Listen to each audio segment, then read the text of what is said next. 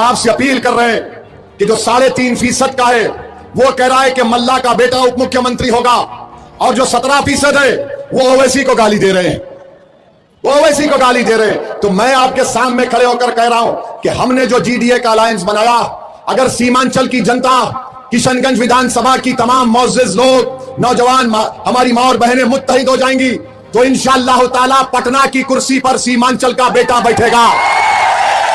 ये जज्बात में लाने के लिए नहीं कह रहा हूं, ये सच होगा इंशाअल्लाह ताला।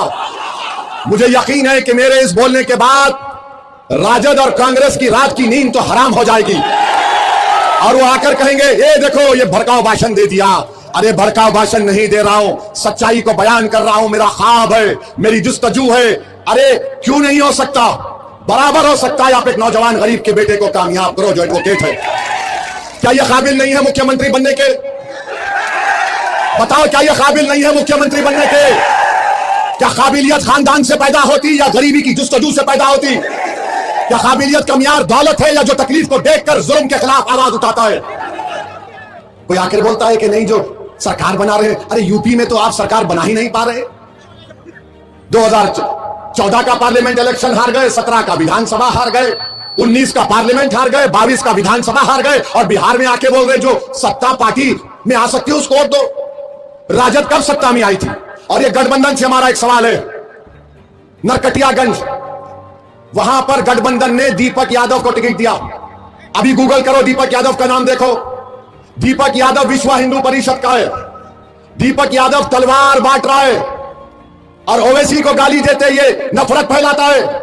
अरे मैं सीमांचल में कलम बांटने का काम करना चाहता हूं, तुम जिसकी तारीफ कर रहे हो तलवार बांट रहा है।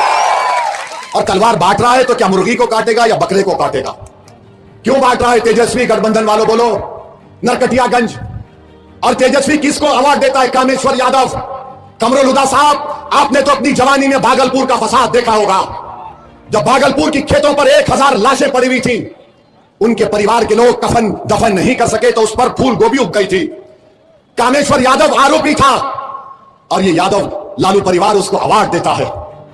जाकर देखो दौरा बौरम, दरभंगा में कल चुनाव हो रहा है, अफजल खां को लालू ने टिकट दिया, अपने हाथ से भी फांग दिया। तेजस्वी जाकर मुकेश सहनी के बड़े भाई संतोष के लिए बोलता अफजल को वोट मत दो, इसको वोट दो।